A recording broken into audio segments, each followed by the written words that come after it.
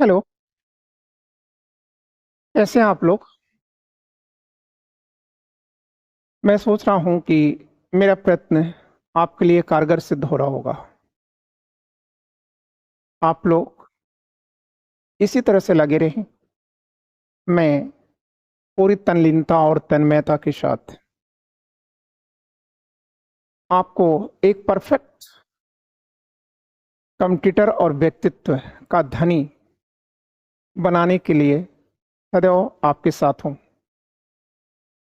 और आप भी मुझे प्रोत्साहित करते रहिएगा, क्योंकि जब आपका कमेंट मैं पढ़ता हूँ, तो मैं विभोर हो जाता हूँ, अतिशय खुशी होती है। ये समझ में नहीं आता कि मैं किन शब्दों से आपके प्रति शुक्रिया अदा करूं।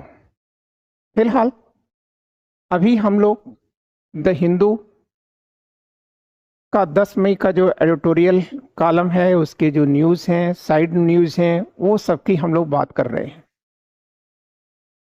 तो आज हम लोग बहुत इजी टॉपिक से शुरुआत कर रहे हैं। एक फैक्ट है, ठीक है, उससे हम लोग शुरुआत कर रहे हैं। ठीक है, हमारी प्रेसिडेंट द्रौपदी मुर्मू ने, ठीक है, अभी कुछ प्रोमिनेंट पुरस्कारों की घोषणा किया है, जिसमें पद्म भूषण और पद्म विभूषण को भी शामिल किया गया या दिया गया है। ठीक है, तो हम वही चर्चा से इस मैटर की शुरुआत करेंगे।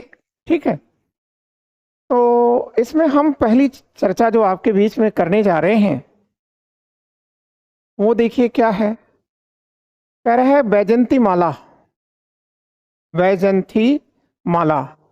ठीक है, इनका पूरा नाम है वैजंती माला बाली। ठीक है, बाली इनके हस्बैंड का नाम है। और चिरंजीवी रिसीव पद्म विभूषण।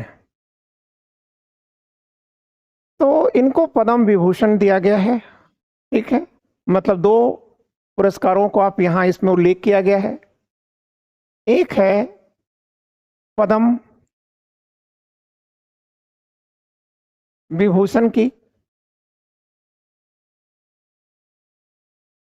और दूसरा है पद्म भूषण की।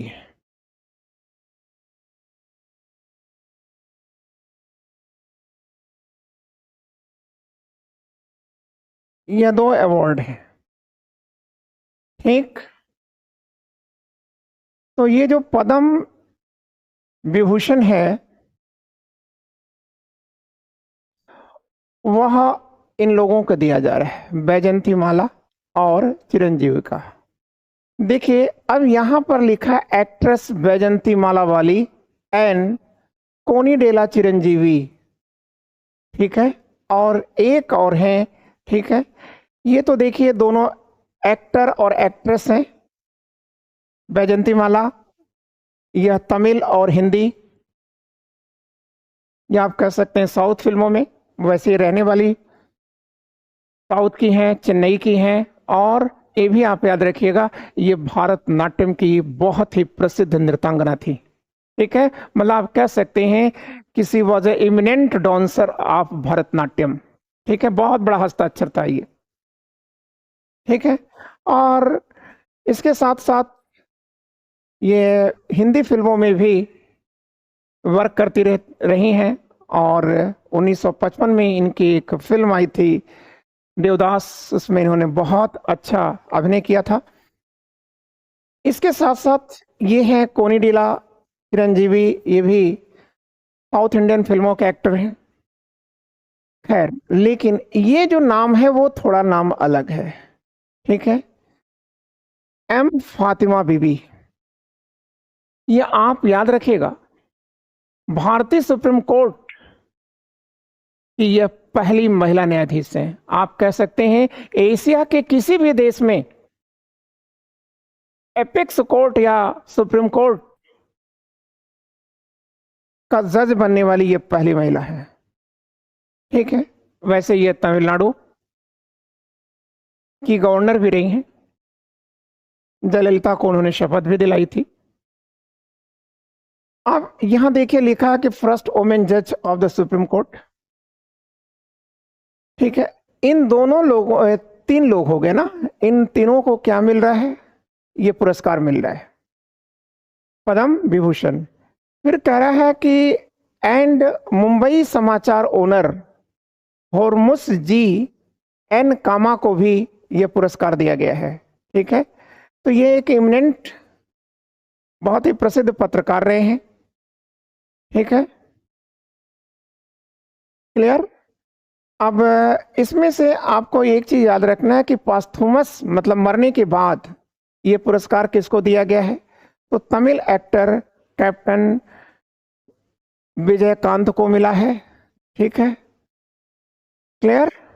और एक ये नाम भी आपको जरूर याद रखना होगा, लद्दाख के स्पिरिचुअल लीडर हैं। ठीक है, और वो हैं कौन? तोंगदाम रिनपोची। ठीक है, कौन है?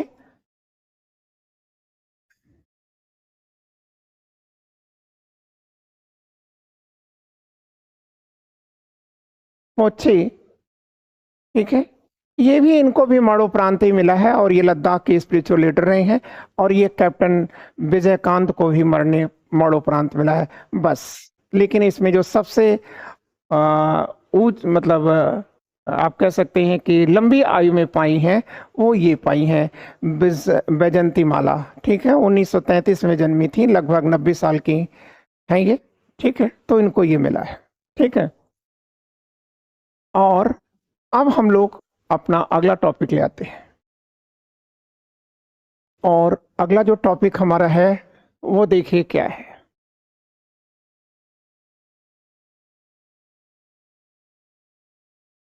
क्लियर। ये देखिए कह रहा है finding of EAC PM economical advising council. ठीक है, working paper being miss reported says think tank. ठीक है, मतलब क्या कहना है इनका? तो इनका कहना है कि भाई देखो कि PM के वर्किंग जो पेपर है ना, इसके निष्कर्ष को गलत तरीके से प्रस्तुत किया गया है, ये कह रहा है थिंक टैंक। सॉरी, पहली चीज तो आप ये देखिए ये होता क्या है, ये है क्या? गलत रिपोर्ट दे रहे हैं या किस तरह से क्या हो रहा है? पहले आप ये तो जानिए क्या है ये एग्जैक्टली यह इकोनॉमिक एडवाइजरी काउंसिल है। ठीक है, और ये कार्य क्या करती है? देश के प्रधानमंत्री को जो आर्थिक मामले हैं उस पर यह सहयोग देती है, सुझाव देती है। ठीक है, तो ये जो टॉपिक आपके बीच में आ रहा है ना, ये टॉपिक आपके एग्जामिनेशन के लिए बहुत महत्वपूर्ण टॉपिक है। ठीक है, क्यों महत्वपूर्ण टॉपिक है? क्योंकि इसमें देखिए क्या चीज दिखाया जा रहा है। इसमें देखिए कह रहा है कि the population foundation of India, PFI, इसे आप याद रखिएगा। The population foundation of India, ये क्या है? PFI है। On Thursday night express deep concern about media report misrepresenting the data set put out by the Economic Advisory Council of the Prime Minister in a recent published working paper on the share of religious minorities in 167 countries including India। देखिए ये जो संस्था है ना, इसने भारत सहित 167 देशों में जो रिलीजन के आधार पर जनसंख्या बढ़ रही है या घट रही है, इंक्रीज कर रही है या डिक्लाइन कर रही है, इसका एक सर्वे किया था। ठीक है, और उस सर्वे के संदर्भ में इनका कहना है कि इस पर कुछ गलत निष्कर्ष निकाले जाते हैं। क्लियर ना? तो अब ठीक है, ये चीज क्या कहना चाह रहे हैं आप शायद समझ चुके होंगे। ठीक है, तो ये वर्किंग पेपर पर जो निष्कर्ष है उसको गलत तरीके से पेश किया जा रहा है। ठीक है, तो कैसे गलत तरीके से पेश किया जा रहा है, ये आपके लिए कितना महत्वपूर्ण है आप इसी से अनुमान लगा सकते हैं। खैर, ये कोई मतलब नहीं रहा आपके लिए। अब ये कह रहा है, इस संस्था ने जो अपना डाटा पेश किया है वो 7 मई को पेश किया था। ठीक है, और इसमें इन्होंने क्या कहा है, ठीक है, आप याद रखिएगा। इनका ये कहना है कि दुनिया में जो मुस्लिम पॉपुलेशन है, ठीक है, उसमें जनसंख्या दर बहुत बढ़ा है। ठीक है, तो अब इसके बारे में आपको याद रखना है कि जो मुस्लिम पॉपुलेशन है, वैसे आप याद रखिएगा इंडिया में मुस्लिम पॉपुलेशन ज्यादा बढ़ी है, लेकिन जो मुस्लिम देश हैं जैसे बांग्लादेश है, यहां पर मुसलमानों की जो पॉपुलेशन रेट है वो नहीं बढ़ी है। हियर ये देखिए यहां लिखा होगा, PFI pointed out in its statement successful family planning program in a Muslim majorities country। मतलब ये जो संस्था है पॉपुलेशन फाउंडेशन ऑफ इंडिया, इसने जब 167 देशों का सर्वे किया तो उस सर्वे में उसने देखा कि जो मुस्लिम मेजॉरिटीज की कंट्रीज हैं, ठीक है, उसमें फैमिली प्लानिंग को बहुत अच्छी तरह से अपनाया जाता है, अपनाया गया है। और यही कारण है कि वहां की जो पॉपुलेशन है वो स्टैग्नेंट है। ठीक है, उसका एग्जाम्पल उन्होंने बांग्लादेश और इंडोनेशिया को लिया है। ठीक है, तो यहां पर कह रहे हैं कि बांग्लादेश और इंडोनेशिया में लो बर्थ रेट्स है कंपेयर टू इंडिया। इंडिया की तुलना में यहां पर बर्थ रेट लो है, जबकि इंडिया के अंदर जो है फैमिली प्लानिंग को मुसलमान नहीं अपनाते या कम अपनाते। फिर कह रहा है कि दीज कंट्री, मतलब इन देशों में जहां पर मुस्लिम मेजॉरिटी है, these country have achieved this through, मतलब इन देशों में, ठीक है, क्यों नहीं बढ़ पाया, क्यों ये फैमिली प्लानिंग को अपनाते हैं? तो कह रहा है क्योंकि यहाँ पर हायर लेवल्स है, एजुकेशन का हायर लेवल्स है, स्त्रियों का भी एजुकेशन यहाँ अच्छा है, और यहाँ पर एम्प्लॉयमेंट ज़्यादा है, लोगों के विकास करने के अवसर ज़्यादा हैं, इसलिए यहाँ पर पॉपुलेशन रेट, ठीक है, वो कंट्रोल है। ठीक है, और यही कारण है कि इन क्षेत्रों में पॉपुलेशन, ठीक है, स्टैग्नेंट है और डिक्लाइन भी कर रही है। स्टैग्नेंट के साथ साथ वो लगातार गिर रही है। ठीक है, अब लेकिन याद रखिएगा, यहां आपको एक चीज कहा जाएगा, बताया जाएगा, इसमें बताया गया है, ये देखिए लिखा है, the working paper has expressed the differences in population between 1950 से लेकर 2015 के बीच। मतलब ये जो वर्किंग पेपर है, ठीक है, EAC का जो वर्किंग पेपर है, इस वर्किंग पेपर में 1950 से 2015 के बीच में जो पॉपुलेशन का रेशियो है वो कैसे बदला है वह बता रहा है। ठीक है, तो वो कह रहा है कि देखिए जो मुस्लिम पॉपुलेशन है वह कितना बढ़ी है 1950 से 2015 तक, कितना बढ़ी है?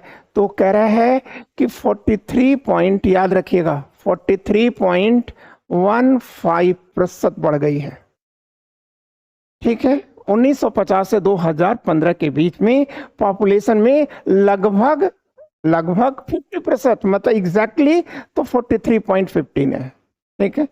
लेकिन कह रहा है कि हिंदू जो पॉपुलेशन है, हिंदू शेयर्ड डिक्लाइंड बाई 7.82%, लेकिन जो हिंदुओं की पॉपुलेशन रेट है वो डिक्लाइन कर रही है, मुसलमानों की इस रेट से बढ़ रही है, और हिंदुओं की पॉपुलेशन जो रेट है वो 7.82% के हिसाब से गिर रही है, ठीक। फिर कह रहा है कि जहां तक क्रिश्चियनिटी की बातें हैं, क्रिश्चियन लोगों की बातें हैं, ईसाई लोगों की बात है, इनमें भी कह रहा है कि क्रिश्चियंस रोज बाई क्रिश्चियनों की भी पॉपुलेशन बढ़ी है, और वो किस हिसाब से बढ़ रही है, 5.38% के हिसाब से बढ़ रही है। सिख भी पीछे नहीं है, और सिखों का पॉपुलेशन रेट जो है वो कितना हुआ, 6.58%, ये इंक्रीज किया है। लेकिन अफसोस कर रहा है, क्या कर रहा है, एंड दैट ऑफ पारसीज या जोरेस्ट्रियन, ठीक है, पारसी धर्म का कि जो पॉपुलेशन रेट है वह हतप्रभ कर देने वाला है, और यहाँ पर क्रिश्चियनिटी के जो पॉपुलेशन रेट है वो 85, अरे सॉरी, पारसियों की जो पॉपुलेशन ग्रोथ है वो डिक्लाइन कर रहा है, और कितना डिक्लाइन कर रहा है, 85% डिक्लाइन कर रहा है। आप याद रखिएगा, ये चीजें अपनी कॉपी पर लिख लीजिए, ठीक है। 1950 से 2015 के बीच की जो आंकड़े निकाले गए हैं उसमें आपको याद रखना है कि मुसलमानों में जो ग्रोथ रेट है वो कितना है, 43.15%, ठीक है। सिखों में है 6.58%, मिलान के लिए क्वेश्चन दे देगा, और क्रिश्चियनिटी में 5.38% है। हिंदुओं में यह गिरा है 7.82% है, और मतलब गिरा है, और सबसे ज्यादा जो फॉल हुआ है वो पारसी में है, ठीक है। सबसे ज्यादा इंडियाज की अर्बनाइज्ड रिलीजन है ये, ठीक है। सबसे ज्यादा इकोनॉमिकल रीच रिलीजन है ये, ठीक है। सबसे ज्यादा हाईली एजुकेटेड रिलीजन है ये पारसी। तो 85% यहाँ पर डिक्रीज कर चुकी है। देखिए, और बौद्धों के बारे में भी कहा जा रहा है कि बौद्धों में भी पॉपुलेशन बढ़ा है, कि ठीक है, क्लियर, लेकिन बहुत ज़्यादा नहीं बढ़ा है, 0.81% के हिसाब से बढ़ा है, ठीक है, क्लियर। अब एक चीज यहाँ और कहा जा रहा है, ये तो आपने नोट कर लिया होगा, ये सारी की सारी चीजों की हमने समरी बना दिया, वही आपको जरूरत है। इसके साथ साथ आपको ये जरूरत है, the population foundation of India, ठीक है। इसी ने 167 देशों का अध्ययन किया है, जिसमें भारत भी है। एक ये चीजें आपको याद रखनी थी, दूसरी चीज ये डाटा आपको याद रखना है, और तीसरा ये चीज आपको याद रखना है कि मुस्लिम देशों में ऐसा क्यों है, क्योंकि वहां पर फैमिली प्लानिंग क्यों अपनाई जा रही है, ठीक है। और इसके साथ साथ आपको एक चीज और याद रखना है, और वो है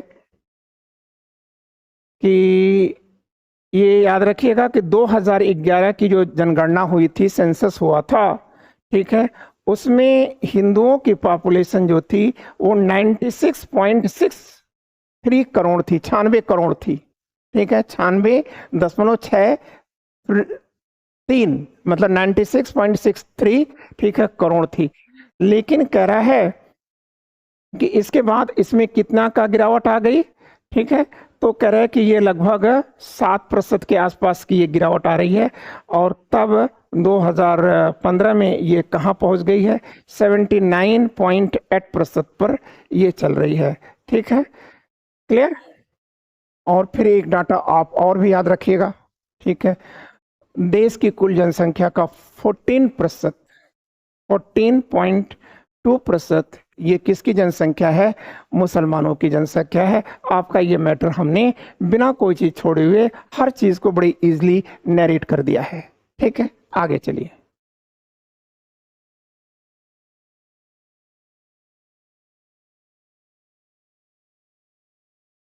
अच्छा, ये चीज़ देखिए, ये हमने आपके लिए बहुत आसान करने की कोशिश किया है मैटर को, ये हमने लिख दिया है, ठीक है? आपको कुछ नहीं करना था, ठीक है? आप बस इस मैटर को याद कर लें, ठीक है? वो पढ़ने की आपको कोई ज़रूरत नहीं रह गई, ठीक है? पीएफआई आपको याद रखना होगा, ठीक है? और economic council of advisers sorry को भी आपको याद रखना है, ठीक है? अब यहाँ पर आपको याद रखना है ये कि देखिए 1950 और 2015 in what ratio has the population increased, मतलब ये तो हेडिंग कर लीजिए आप, ठीक है? कि 1950 से 2015 के बीच में जो रेशियो है वो कैसे इंक्रीज करता है, ठीक है? फिर कह रहा है कि this report was released after studying 167 देशों के अध्ययन के बाद ये रिपोर्ट दी गई है, ठीक है? तो वर्ल्ड लेवल में लिया गया है और लेकिन आपको यहाँ भारत के बारे में बताया जा रहा है। कह रहा है कि the Muslim population continuous increase, जो मुस्लिम पॉपुलेशन है न केवल भारत में अपितु दुनिया में बढ़ी है, और लेकिन अब जैसे बांग्लादेश और इंडोनेशिया में यहाँ के मुसलमानों की एजुकेशनल जो स्टेटा है वह ठीक है अच्छा है, और जो लोग अच्छे लोग हैं, जो पढ़े लिखे लोग हैं, वहाँ पर फैमिली प्लानिंग को अपनाया जा रहा है, ठीक है?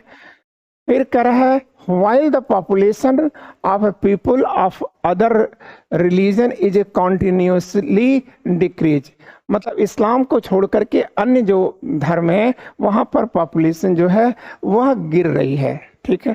फिर कह रहा है कि बिटवीन 1950 से 2015 तक मुस्लिम पॉपुलेशन इंक्रीज्ड बाई 43.15%, ठीक है? क्लियर? अभी हमने बताया था आपको।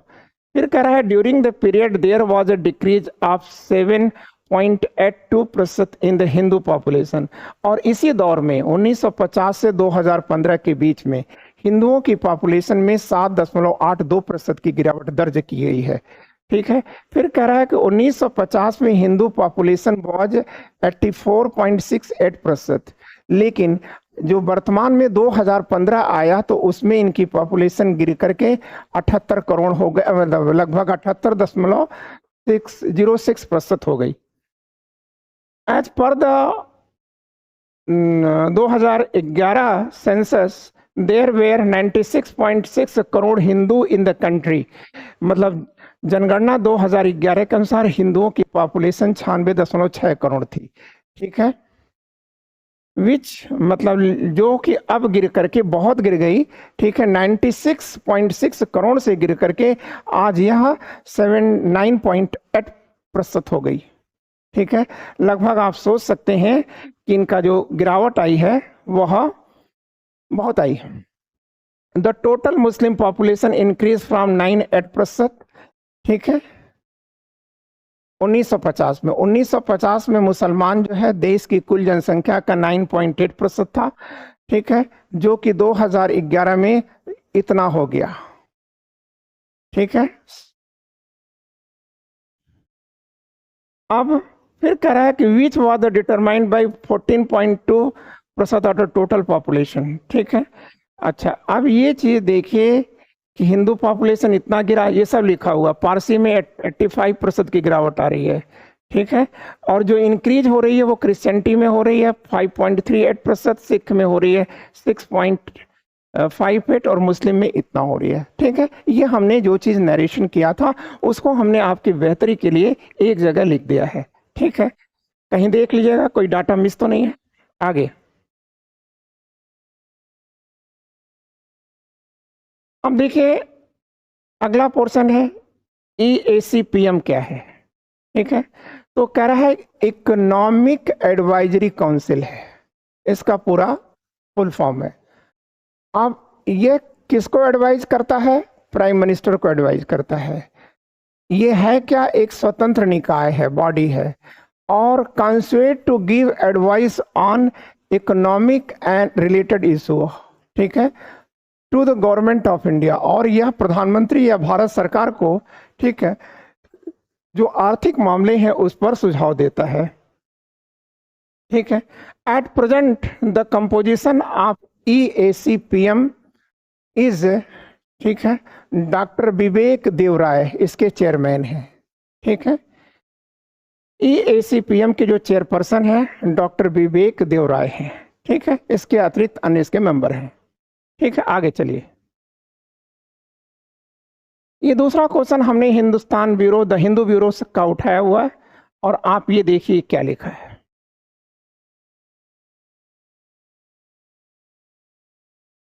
ठीक है,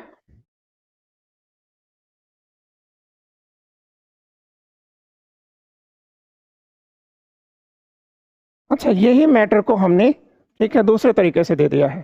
ठीक है, छोटे छोटे टुकड़े में दे दिया ताकि आप इसे पढ़ लें। है पिछला मैटर ही। ठीक है, नरेशन हो चुका है। अब आप नया मैटर देखिए।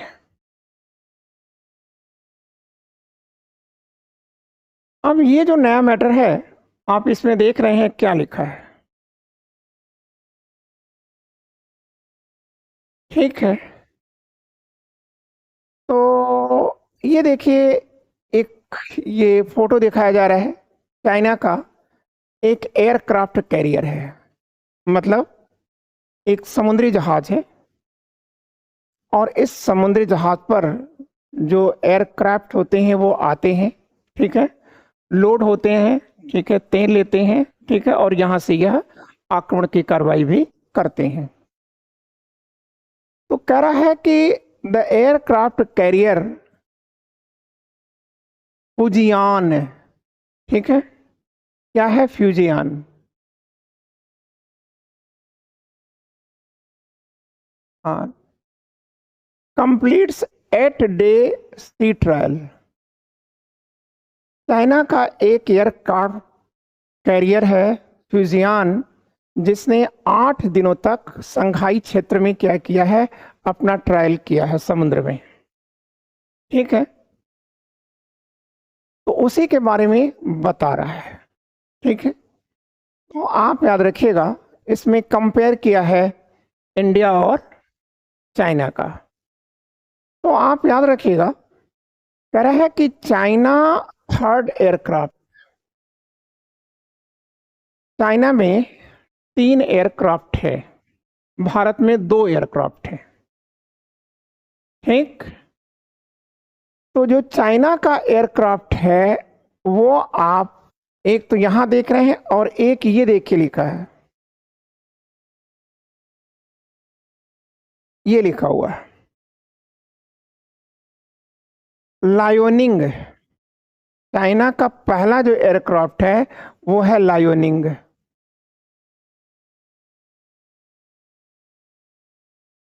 और इंग,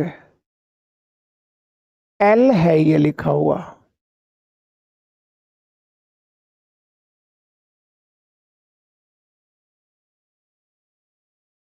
ठीक है, लायोनिंग, LI है ये।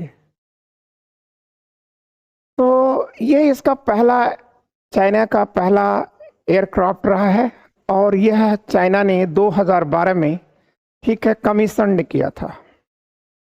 और दूसरा इसका जो एयरक्राफ्ट कैरियर है वो है सादांग। सादांग, ये हमने लिख दिया है।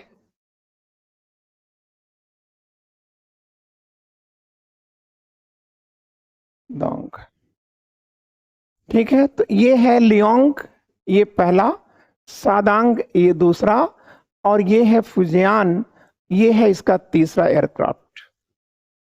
ठीक है, एयरक्राफ्ट कैरियर। ठीक है, तो ये तीनों आपने जान लिया। अब एक चीज आपको और याद रखना है कि कंपेयर कर रहा है, तो भारत के 2 एयरक्राफ्ट हैं। तो भारत के 2 एयरक्राफ्ट के बारे में यहां पर चर्चा की गई है। इंडियन नेवी कैरियर्स कौन कौन है? Indian navy currently operates 2 aircraft carriers, इस समय 2 हैं। एक कह रहा है रीब्रस्ट रशियन कैरियर INS विक्रमादित्य। ठीक है, एक तो विक्रमादित्य है जो रसिया की सेना में प्रयोग किया जाता था, उसे भारत ने लाया, और लाने के बाद उसको क्या किया, अपने अनुरूप उसने डिजाइन किया उसको। ठीक है, नया नाम दे दिया, और वो है विक्रमादित्य। लेकिन इंडिया के देसी तकनीकी से जो ठीक है एयरक्राफ्ट कैरियर बना है वो है विक्रांत, INS विक्रांत, विक्रमादित्य और विक्रांत। ठीक है, तो विक्रमादित्य जो है 2013 में कमीशन हुआ था, मतलब समुद्र में उतारा गया था, और जो विक्रांत है उसे सितंबर 2022 में ठीक है प्रधानमंत्री मोदी ने ठीक है क्या किया है, अनवेल्ड किया है, अनावरण किया था। क्लियर। अब इसके बाद देखिए, इसके बाद इसके अंदर हाँ, ये हमने पहले से बता दिया कि ये है संघाई में ही 1 तारीख को ठीक है इसे अनवेल किया गया, इसका अनावरण किया गया है। ठीक है, अब यहाँ इसके बारे में लिख रहा है कि China third aircraft carrier Fujian has successfully completed its 8-day maiden sea trial. Fujian है क्या? आप कहेंगे चीन के एक प्रांत का नाम है फ्यूजियान, और उसी के नाम पर ये रखा गया है। ठीक है, ये फ्यूजियान जो है 80,000 टन ठीक है सुपर कैरियर है, ये 80,000 टन सुपर कैरियर है ये, और कह रहा है विथ इलेक्ट्रोमैग्नेटिक कैटापल्ट्स। तो ये इलेक्ट्रोमैग्नेटिक कैटापल्ट्स क्या होता है? ठीक है, तो आप कहेंगे कि सर वो एक रनवे होता है जहां पर जहाजें आकर के उतरती हैं, इलेक्ट्रोमैग्नेटिक कैटापल्ट्स उसे कहा जाता है जहां पर एयरक्राफ्ट आते हैं। ठीक है, और फिर कह रहा है making China the second country after the US, और इसी के साथ इसी मतलब फ्यूजियान के आने के बाद चाइना दुनिया में दूसरे नंबर का ठीक है एयरक्राफ्ट कैरियर बन गया है। पहले स्थान पर कौन है? आप कहेंगे US है। That's all. ठीक है, ये भी आपका खत्म कर दिया आपने। अब अगला पोर्शन हम देखते हैं, इसमें कुछ और, हाँ ये एक और टॉपिक है, दूसरा टॉपिक है। देखिए, कह रहा है कि polling booths in a forest, NGT 6 Assam governments reply. ठीक है, तो एक अन्याय है, एक अत्याचार है। ठीक है, किसका? असम सरकार का। ठीक है, क्या है? देखिए, यह आपको असम का एक वर्ल्ड सेंचुरी दिखाया जा रहा है। तो देखिए, अब इसको हम थोड़ा सा पढ़ लेते हैं। The National green tribunals NGT has asked Assam chief secretary, जो NGT है, तो NGT ने असम के सेक्रेटरी को लिखा है ठीक है कि आप उस ऑफिसर का नाम बताइए सर जिसने आपको ठीक है इस वर्ल्ड लाइफ सेंचुरी के अंदर 5 किलोमीटर का रोड बनाने और स्कूल कॉलेज और घेराबंदी करने का अधिकार दिया। ठीक है, क्योंकि जब ये वाइल्ड लाइफ सेंचुरी है ठीक है, और उसका नाम क्या है वाइल्ड लाइफ सेंचुरी का, ठीक है, जहां पर सरकारी अधिकारियों ने, असम के सचिव ने, IAS अफसरों ने ठीक है एक बलात्कार किया। क्या बलात्कार किया? स्कूल भी बनवा दिए, बाउंड्री भी खिंचवा दिया, और इसके साथ वहां पर ठीक है ये जो हमारा इलेक्शन चल रहा है इसमें 19 अप्रैल को जो फर्स्ट फेज का चुनाव था ठीक है, उसमें यहाँ इन्होंने इलेक्शन भी करवाई। तो इनका ये कहना है कि आप बताओ इस वर्ल्ड लाइफ सेंचुरी में जहां पर कि फॉरेस्ट कंजर्वेशन एक्ट 1979 के तहत प्रवेश वर्जित है, आपने ये सब काम कैसे कर दिया? ठीक है, तो यहां पर लिखा है कि आपने 5 किलोमीटर का रोड कैसे बना दिया, कुएं कैसे खुदवा दिए, फिर उन्होंने कहा कि आपने अन्य क्रियाएं यहां कैसे की। तो उसका नाम है जो वाइल्ड लाइफ सेंचुरी है, तो उसे आप याद रखिएगा सोनाई रुपाई ठीक है, वर्ल्ड लाइफ सेंचुरी, सोनाई रुपाई।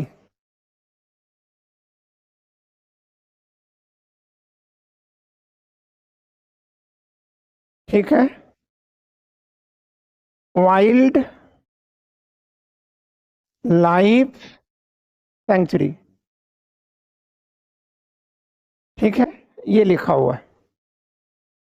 तो अब ये कह रहा है कि ये जो वाइल्ड लाइफ सेंचुरी है, ये है कहाँ? एडजॉइनिंग चार द्वार रिजर्व फॉरेस्ट, ये उसी के पास में है। कौन? चार द्वार रिजर्व जो फॉरेस्ट है उसी के पास में है।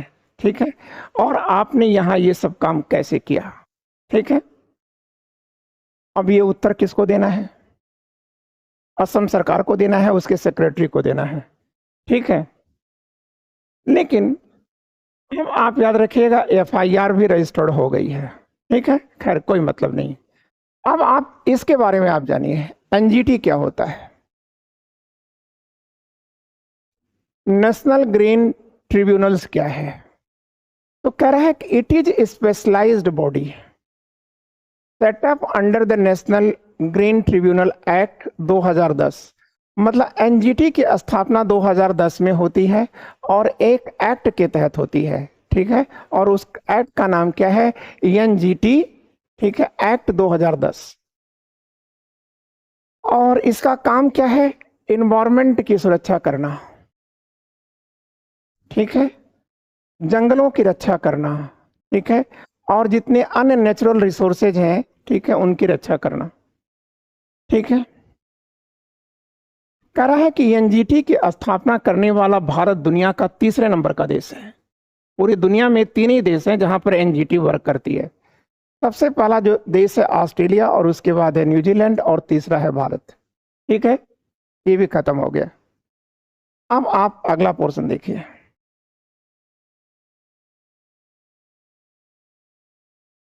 इसी में है, थोड़ा सा और कह रहा है कि एनजीटी की रचना कैसे होती है, इसका संगठन कैसे होता है। ठीक है, तो आप कहेंगे इसका एक अध्यक्ष होता है जो, और जुडिशियल मेंबर्स एंड एक्सपर्ट होते हैं। और इसके जो एक अध्यक्ष होता है, इसके अतिरिक्त जो मेंबर्स होते हैं वो न्यायाधीश होते हैं। इसके अतिरिक्त कुछ पर्यावरण के विशेषज्ञ होते हैं। ठीक है, और ये 3 वर्षों के लिए नियुक्त किए जाते हैं।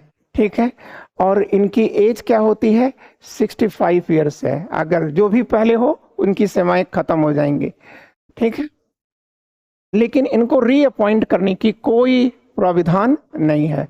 ठीक है, अब कह रहा है कि चेयरपर्सन की नियुक्ति कैसे होती है, मतलब एनजीटी के अध्यक्ष की नियुक्ति कौन करता है? तो आप कहेंगे केंद्र सरकार करती है। किसके सहयोग से करती है? सीजीआई के सहयोग से करती है, या चीफ जस्टिस ऑफ इंडिया के सहयोग से करती है। ठीक है, और अन्य सदस्यों की नियुक्ति कैसे होती है? तो आप कहेंगे कि सर एक सिलेक्शन कमेटी करती है। ठीक है, अन्य सदस्यों की नियुक्ति एक सिलेक्शन कमेटी करती है। ठीक है, जिस कमेटी का गठन सेंट्रल गवर्नमेंट करती है। ठीक है, और इसमें जो लोग नियुक्त किए जाते हैं वो जुडिशियल मेंबर्स होते हैं, न्यायाधीश होते हैं, और कुछ इन्वायरमेंटल एक्सपर्ट्स होते हैं। इसके सदस्यों की संख्या 10 भी हो सकती है और मैक्सिमम 20 हो सकती है, और ये फुल टाइम काम करते हैं। ठीक है, बस।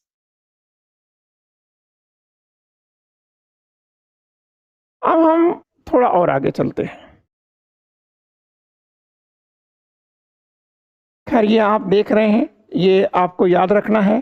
ठीक है, क्योंकि यह क्वेश्चन पूछ सकता है कि सोनाई रुपाई वाइल्ड लाइफ सेंचुरी, ठीक है, असम सरकार के अत्याचारों का शिकार हुआ है। ठीक है, तो ये चीजें आपको दिखाई जा रही हैं। आप देख रहे हैं कि रेयर एंड रेयर, ठीक है, हमारी यह धरोहर है और इनके साथ मजाक किया गया है। ठीक है, और अब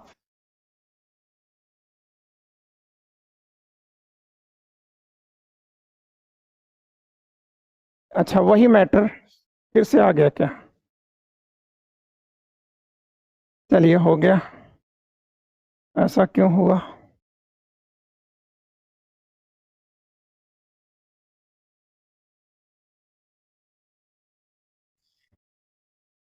ये देखिए, एक अलग मैटर आ रहा है और इसे आपको देखना है।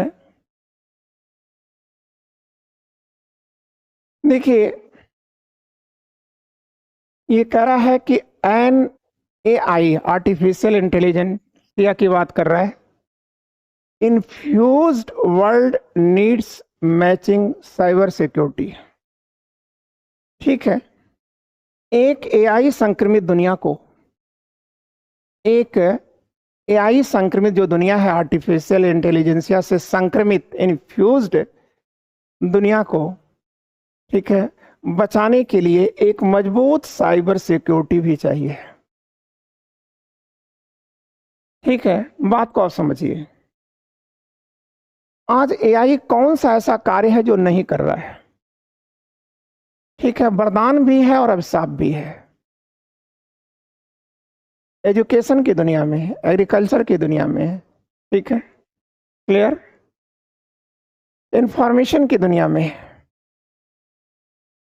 ठीक है, और अन्य बहुत सारे क्षेत्रों में एआई जो है ये वरदान बना हुआ है। लेकिन ये अभिशाप भी है, यह कर्स भी है, क्योंकि आज इससे बड़े बड़े क्रिमिनल एक्टिविटीज की जा रही है। संभव है कि इसका प्रयोग वार में भी किया जाने लगे। जितने फ्रॉड वर्क होती हैं वो भी ये काम करता है। ठीक है, किसी की आवाज बन जाता है, ये आवाज बन करके वैसी बातें करने लगता है। ठीक है, इसके द्वारा बैंकिंग फ्रॉड, फाइनेंशियल जो फ्रॉड होते हैं वो बड़े बड़े होते हैं, फ्रॉड होते हैं। ठीक है, ये किसी की सिग्नेचर भी बना देता है। ठीक है, तो अब यही चीज चारू कपूर कहती हैं, ठीक है, कि भाई ये तो बात अच्छी है कि आप एआई से बहुत अच्छे कार्य कर ले रहे हैं, ये वरदान बना हुआ है, लेकिन आप याद रखिएगा कब ये अभिशाप में बदल जाए इसका क्या भरोसा है। ठीक है, तो इसलिए इनका ये कहना है कि आप इसके लिए एक काम करिए कि आप साइबर सिक्योरिटी को भी बहुत बहुत मजबूत करिए।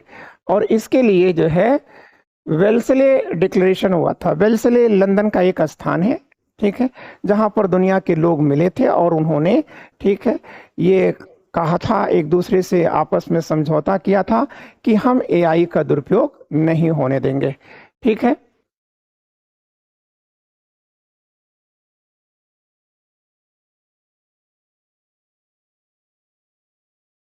क्लियर।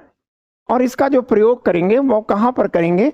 बेहतर कार्यों के लिए ही करेंगे। खैर, इसमें और कोई मैटर नहीं है, कोई मतलब का मैटर नहीं है।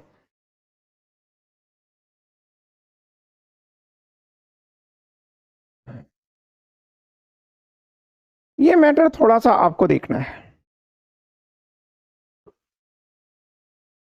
देखिए, ये कह रहा है कि reservation with in constitutional bonds, ठीक है, मतलब रिजर्वेशन संविधान के दायरे में होना चाहिए। ठीक है, इस पर द हिंदू ने लिखा है। प्रश्न आता है कि इस समय लिखने की बात कहां से आ गई, क्यों लिख रहे हैं ये?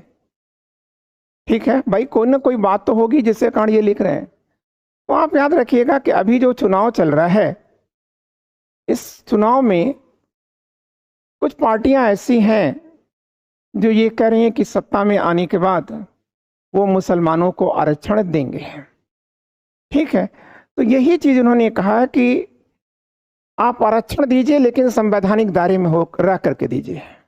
ठीक है, आप देखिए कि भारत का संविधान क्या कह रहा है। एक तो आप संविधान की रक्षा के लिए सत्तासीन होना चाहते हैं, देश में लोकतंत्र की रक्षा के लिए होना चाहते हैं, और फिर अगर आप संविधान को ध्यान में नहीं रखते तो यह एक दुखद बात हो जाएगी। ठीक है, तो आप आरक्षण देना हो तो दीजिए, ठीक है, लेकिन संविधान के आरक्षण के दायरे में कीजिए। तो आप देखिए, दो पार्टियां हैं, एक भारतीय जनता पार्टी है और एक नई पार्टी है इंडिया। तो इंडिया जो है वो देना चाहती है और बीजेपी जो है जातीय आरक्षण या धार्मिक आरक्षण इन सब का विरोध करना चाहती है। ठीक है, अब दोनों में आपको एक चीज याद रखना होगा, ठीक है, कि भारत में जो आरक्षण दिया जाता है वह एक अफर्मेटिव एक्शन है, ठीक है। मतलब जो आरक्षण दिया जाता है वो उसको बी.आर. अम्बेडकर ने फंडामेंटल राइट में लिखा है, ठीक है, कि हम सकारात्मक पक्षपात करते रहेंगे। मतलब आर्टिकल 14 कहता है कि फंडामेंटल राइट की जो आर्टिकल 14 है वो कहता है कि धर्म, जाति, भाषा और लिंग या किसी भी आधार पर हम किसी के साथ कोई डिस्क्रिमिनेशन नहीं करेंगे। जो सिटीजन ऑफ इंडिया है वो सभी इक्वल है, ठीक है, उसमें कोई डिस्क्रिमिनेशन नहीं होगा। लेकिन फिर जो हमारी कॉन्स्टिट्यूएंट असेंबली के लोग थे उनके पास एक इतिहास मौजूद था, ठीक है। कैसा इतिहास है? हमारे इन संविधान निर्माताओं के पास कैसा इतिहास है जो उनको परेशान कर रहा है, ठीक है। तो याद रखिएगा कि हमारे यहाँ जाति डिस्क्रिमिनेशन बहुत रहा है। तो किसी को बाई बर्थ सब कुछ मिल गया और किसी को बाई बर्थ कुछ भी नहीं मिला, तिरस्कार मिला, ठीक है, और उसे समाज ने सदैव दुत्कारा। तो ऐसी स्थिति में हमारे संविधान निर्माताओं के सामने ये प्रश्न था कि हम आर्टिकल 14 को एग्जैक्टली तो लागू नहीं कर सकते कि धर्म, जाति, लिंग, भाषा इत्यादि के आधार पर हम कोई भेदभाव नहीं करेंगे। अरे भाई, भेदभाव तो वहां नहीं होगा जहां सभी समान होंगे, लेकिन जहां पर समानता और विषमता में बहुत गहरी खाई है वहां आप कंपटीशन कैसे करा रहे हो? तब ये हुआ कि नहीं साहब, हम ऐसा नहीं कर सकते, ठीक है, कि जो समान है प्रतियोगिता समानों के बीच में होगी, असमानों के बीच में प्रतियोगिता कभी नहीं होगी, ठीक है। इसलिए इनका कहना था कि जो असमान है हम उनको समान बनाने का अवसर देने के लिए, ठीक है, क्या करेंगे? शिक्षा में और नौकरियों में आरक्षण देंगे, ठीक है, क्लियर। तो 15(4) और 16(4), 15(4) आर्टिकल 15(4) ये एजुकेशन सेक्टर में आरक्षण देता है और 16(4) ये जॉब में देता है, ठीक है, सर्विसेज में देता है, आरक्षण देता है। लेकिन आरक्षण का नियम क्या है? आरक्षण किसको दिया जाएगा? ठीक है, तो आप याद रखिएगा आरक्षण 3 आधार पर देने की बात की गई है संविधान के अंतर्गत, फंडामेंटल राइट के अंतर्गत, ठीक है। एक है सोशली जो बैकवर्ड है, दूसरा जो एजुकेशनली बैकवर्ड है, और ठीक है एक अभी लाया गया है जनहित एक याचिका थी और उसके अंतर्गत कहा गया कि जो आर्थिक पिछड़े हैं उनको भी, मतलब इकोनॉमिकल वीकर सेक्शन जो समाज के लोग हैं उनको आरक्षण दिया जाएगा। लेकिन अब प्रश्न आता है कि संविधान में कहीं भी नहीं लिखा है कि धर्म के आधार पर आरक्षण दिया जाएगा, तो आप धर्म के आधार पर आरक्षण कैसे दे रहे हो? मुसलमानों को आप धर्म के आधार पर आरक्षण कैसे दे रहे हो?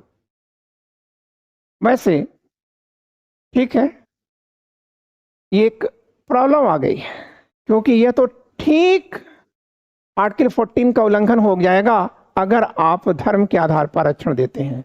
वैसे चाहे वो काका कालेकर आयोग हो, चाहे वो मंडल आयोग हो, चाहे वो सच्चर कमेटी की रिपोर्ट क्यों ना हो, हाँ ये सच्चर कमेटी ने तो नाम जरूर लिया है कि मुसलमान की स्थिति जो है वह ओबीसी में भी नहीं है, वो ओबीसी से भी नीचे हैं, उनकी जो स्थितियां हैं वह एससी वर्ग की श्रेणी में आती हैं और उनको उन्होंने कुछ आरक्षण देने का प्रोविजन किया था। लेकिन जब मंडल कमीशन आया था 1979 में, शायद 1970, यस नॉट शायद, ठीक है एग्जैक्टली, तो जब वो 1979 में आता है तो उसने देश में जो सोशली एंड एजुकेशनली बैकवर्ड हैं उनका एक सर्वे किया था और उस सर्वे में उन्होंने पाया था कि मुसलमान को भी ओबीसी में रख करके इनको भी उसमें, ठीक है, आरक्षण दिया था। लेकिन एक सरकार आती है कर्नाटक में, देवगौड़ा की सरकार आती है और देवगौड़ा जब वहाँ के मुख्यमंत्री बनते हैं तब उन्होंने मुसलमानों को, जो ओबीसी को 27% का आरक्षण दिया जाता है, उस 27% के आरक्षण में, ठीक है, उन्होंने 4% का आरक्षण अलग से दिया था।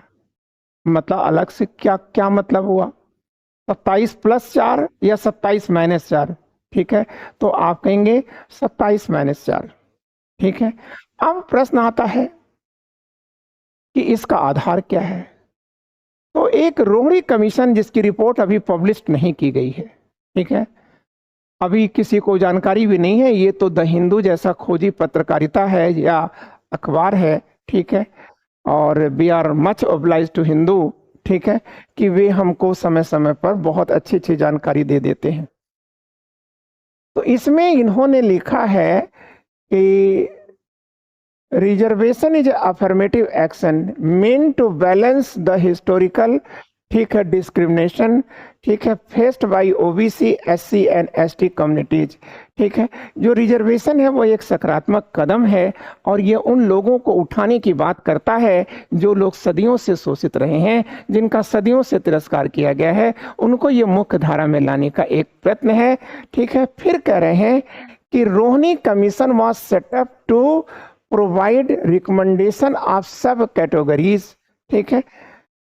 कह रहे हैं कि रोहिणी कमीशन का गठन किया गया था कि रिजर्वेशन के अधीन भी, ठीक है, सब रिजर्वेशन करने, या मतलब कह रहे हैं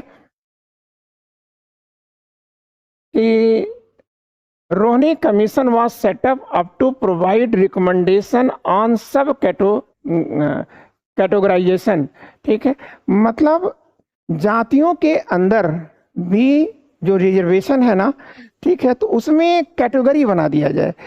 जैसे मान लीजिए कि एक एग्जाम्पल के रूप में मैं आपको बता दूं कि इस जाति को इतना मिलेगा, इस जाति को इतना मिलेगा, इस जाति को इतना मिलेगा, तो ठीक उसी प्रकार मुसलमानों को भी इतना आरक्षण मिलेगा, ठीक है। लेकिन यह रिपोर्ट अब तक पब्लिश्ड नहीं हो सकी है, ठीक है।